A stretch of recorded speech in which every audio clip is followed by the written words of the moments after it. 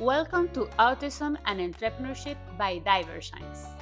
Today, we are talking with Julia DeNey, a fashion designer and a special educator who launched Sense-ational You, a clothing brand designed to support sensory needs and promote inclusion.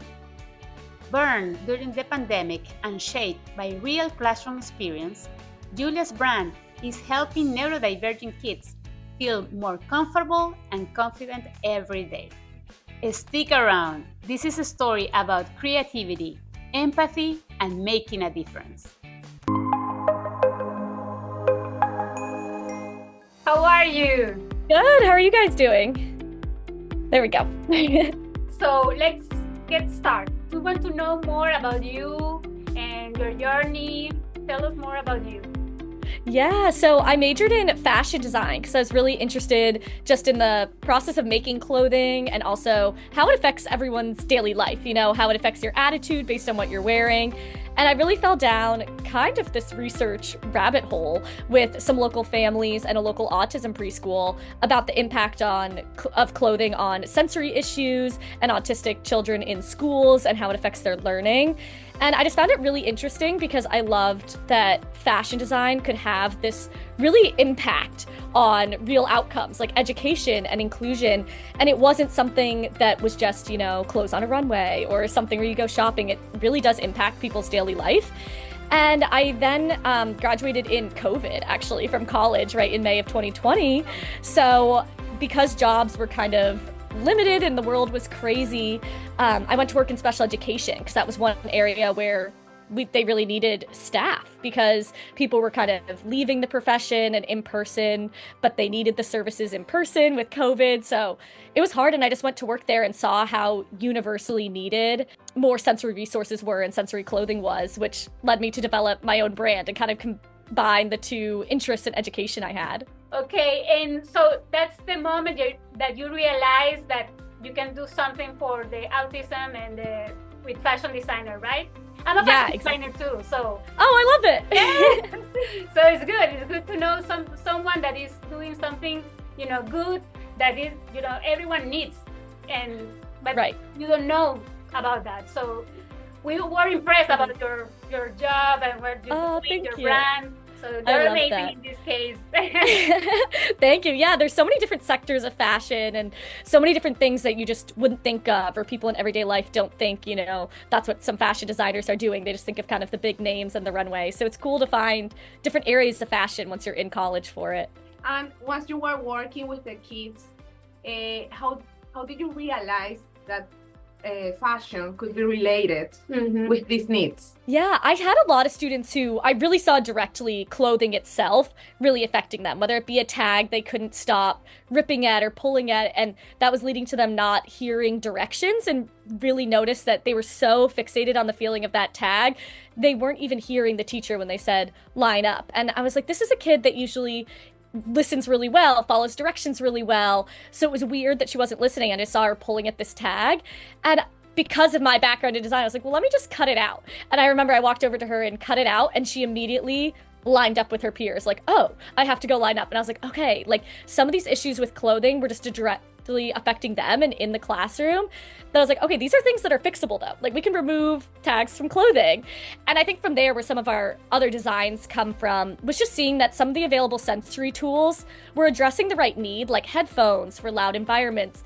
But so many of my students hated the feel of headphones and would just throw them across the room after a few seconds. And I was like, okay, what's a way that we could use clothing to create like a comfortable alternative, and added a sound reducing material into a hood so they could just pull it up and down as they wanted. So it was things like that where it's just like we didn't have the perfect solution in the classroom for so many kids, but I knew that clothing could impact them and be a solution. When you decide that this could be a brand, that your brand, what is the moment that you realize it's not just a project or it's not just an idea, but now I want to build a brand on it? Yeah, I think it was really working at that first school out of graduation where I realized it was more than just the local school I was working with in college and doing this little project for. It was seeing that, okay, I'm in a new school in a totally new state, totally new kids, and these are struggles that they're also facing. And then going online, going on social media and seeing all the parents and autistic advocates and everyone sort of having these conversations of not having the right accommodations, and really realizing that it was nationwide, worldwide, a struggle that was not being addressed. Did you have the opportunity to work together while you were developing the brand with your customers at the school? So were you able to do that? Yeah, that was actually one of my favorite parts. Was I kept teaching even for over a year after I'd launched the brand, so even had product in hand. And it was really cool to be able to like try out prototypes on my students, keep them in the classroom as resources for them, because I owned it and had them. And actually on my website and social media, a lot of the time you can see a lot of the kids are actually some of my old students who were even my current students at the time, that the clothing just really helped them, and their parents were like happy to let them be models and participate. So that was really cool. And I could really try out certain design features and learned a lot from them by just letting them wear them in the environment that they were designed to be worn in. And those kids had autism, right? Or yeah, other neurodivergent conditions? Yeah, I worked in specific like autism classrooms, and like kind of, I mean, not everyone I think was officially diagnosed because some of them are really young, but all within that realm. Like most of them were diagnosed autistic, if not just like neurodivergent with sensory needs, but all kind of in that realm. So that was really cool and really special to see. Also just the total spectrum, how every kid was so different and different things helped them in different ways. So that was really cool. But something interesting that I found in your page is that the incidence of autism is 1 in every 36 kids. Yeah. But 1 in 20 kids has sensory issues. So yep. It's pretty interesting how we can impact in a proper way when we find right clothes or the right implements for these kids. Totally. Yeah, I think that's something that a lot of people don't know too, is that you can have sensory processing disorder, just struggle with sensory processing and not be autistic. You know, you could have ADHD, you could have Down syndrome, you could also just be someone who just has sensory processing disorder. And I've even seen some studies that say it's 1 in 6 now that they think really struggle with sensory in some way. So it really is a huge portion of the population that you just wouldn't think might be struggling with some of these things. And do you start your brand for kids or for adults also, or how do you start it? Yeah, so we started just with kids because I was teaching with kids and really saw that as something they needed in schools. And slowly, kind of with each production run as I'm able to, have been adding adult sizes, because even so many kids by 10 or 12 are already in adult sizes. And then that way also these kids are able to grow up and still have these same supports and things that will help them through adulthood, because it's definitely not something they're gonna grow out of, and trying to be very mindful of that as a small business, that as we can, adding in more adult sizes for them too. And did you have some fears when you started, and how did you handle it? Yeah, I think starting a business is so challenging and very intimidating. And I think there's still, even today, you know, days or weeks or moments where you have doubts if it's going to work or if you know what you're doing. And I think that's really hard, but I think the best part is just like surrounding yourself with community. I feel like when I'm really struggling with something and hop on a call with other young females who are entrepreneurs, and you're able to just share your frustrations, and they're like, no, same, I'm struggling with that too. It just feels so relatable, and you realize like everyone's going through that and every business goes through it, even if online and on LinkedIn and everything they're posting is so positive, all their success. It's like each founder is always struggling with something, and that's just kind of how it is, no matter how big or how successful your business is. And I think there's a lot of comfort in that, and a lot of comfort in community of people who have even been where you are and are able to give that advice. So I think it's really finding people to turn to, because if you're just alone, starting a business alone, having doubts alone, you're gonna get caught in a very negative cycle. And it's so helpful to have advice, and even just people who like get it, you can just rant to, and they're like, it is just hard, but you're gonna make it through, and that motivates you to keep going. And I think that's really important. Is this your first entrepreneurship or your first brand, your first business? Yeah, this is the first. Yeah, first everything, which has been crazy and a big learning curve for sure. But yeah, this is the first baby. You are by yourself, or you have partners, or how do you start it? If someone wants to start some brand or clothing or neurodivergent people, how they can do it? I started it just myself, and it's still really just me. I have some consultants or people you kind of hire month to month who run agencies or whatever to consult on some things. But really the core of the business is still just me.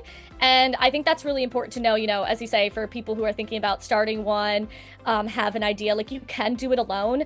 I think that can be more intimidating because you feel like you have to have a partner. And sometimes a partner is great, and you can go on a lot of sites and a lot of people are excited to be a business partner and get on with an idea and help you. But if you want to do it alone, like it's totally possible. And my best advice for that is just start talking to people. I mean, I think people in the entrepreneurship space, and especially like the autism space, the neurodivergent space, people are really there to help. I wouldn't be afraid to reach out to someone even blindly through email or on LinkedIn and just say, hey, I'm just like looking to connect with people who did this or have this expertise, and just come with specific questions that you have. And people are really happy to carve out 15 minutes just to hop on a call and answer some questions.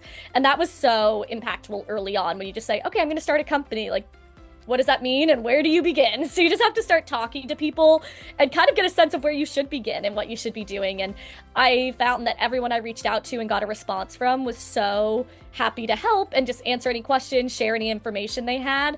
So I'd say that's definitely a place to start, and anyone can do that. You can just start reaching out, asking questions, doing some research. Excellent. Tell us about your biggest challenge since you first started. I think the biggest challenge has really been kind of the distribution of the product, getting it out there, and educating the consumers on what they do. I think when you do something that's new and different and for a specific group, there's so much education that goes behind it that makes it a lot harder as a small business when you're trying to, one, tell customers you exist, then tell them what the product is and how it's helpful and who it's for and if it's for them, and get them all the way to kind of that checkout point where they try it out. And I think that's just been a constant struggle and something we're always working on, is like the most effective way to educate people that we exist, and also the benefits of some of our clothing that is really unique. Our hoodie that helps block sound and our t-shirt with adjustable compression, there's nothing exactly like it. So people have a moment of like, well, what is this? How do I know it will help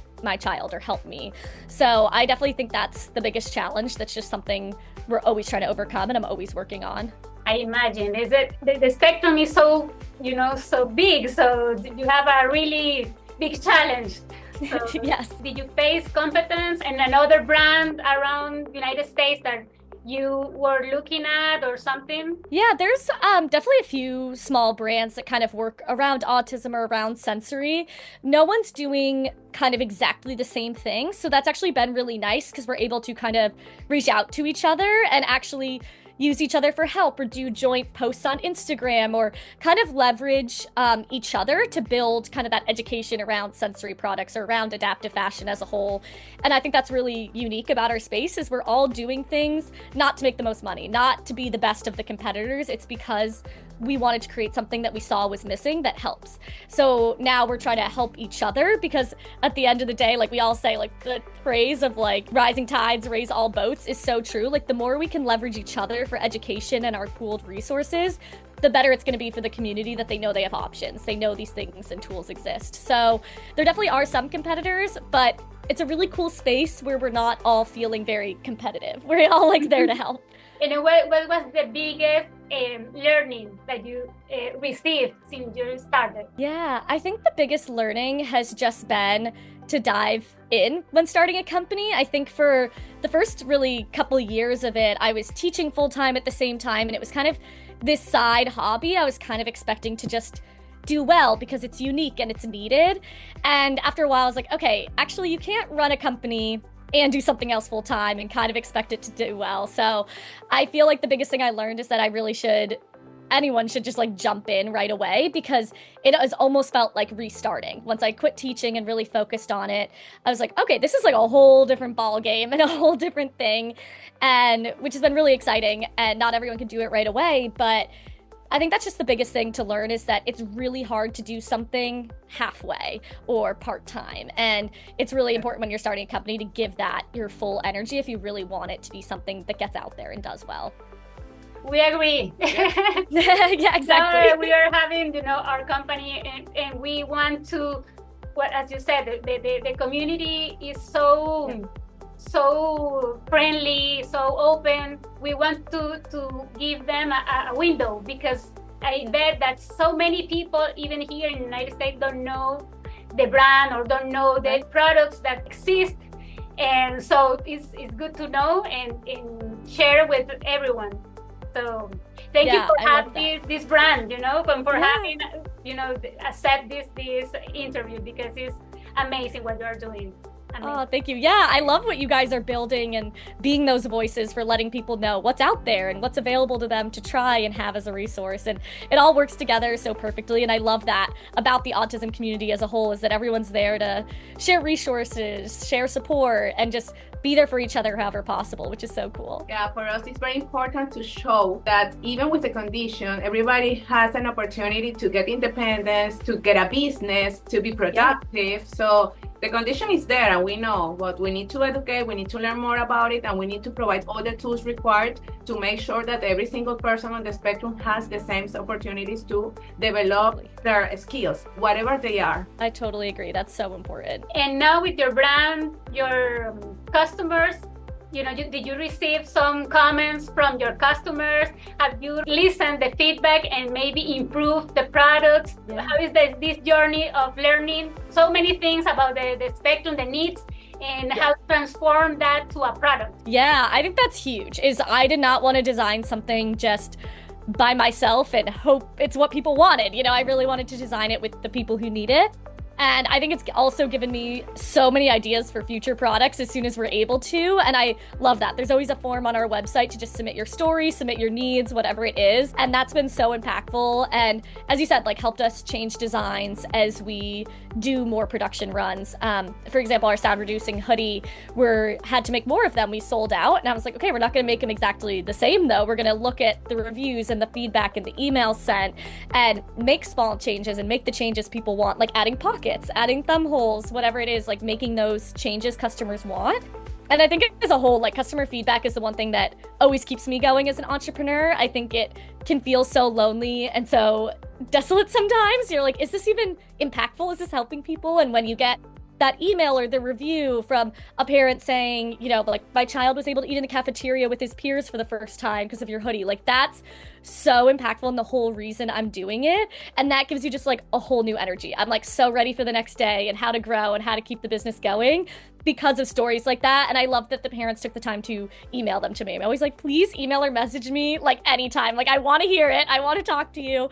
And it just makes a huge difference. I love our customers, and yeah, I love being able to talk to them and hear their feedback. Amazing. And regarding the brand, what's next? Yeah, definitely want to expand even our design offerings. There's so many areas of sensory and so many ways fashion can play a role, and really wanting to be able to have that variety where it's a one-stop shop for people looking for things. So as we can, expanding designs will be really fun, and just expanding where you can find us, looking at different partnerships, different sellers where you don't have to go direct to our website, and so it'll be places where you're already shopping or has a special color with a special organization that's local to you so you can fit in. So I feel like there's so much that we have potential for, and I hope you guys will see in 2025 and 2026. But yeah, I think just expanding designs and our reach and where you can find us and where we can be helpful is going to be huge. Great. And if you could have a word to the Julia when just started. I feel like the biggest thing thinking back, I think I was so hesitant and unsure and not confident in what I knew and what I was doing, that I feel like what I'd really want to just say to myself is just to have the confidence in the product and my expertise and really jump in, really feel confident to reach out to people for help and increase that distribution and really dive into it. I think it's so hard feeling like you don't know, oh, I just graduated, I've never started a brand, and you kind of feel insecure in that.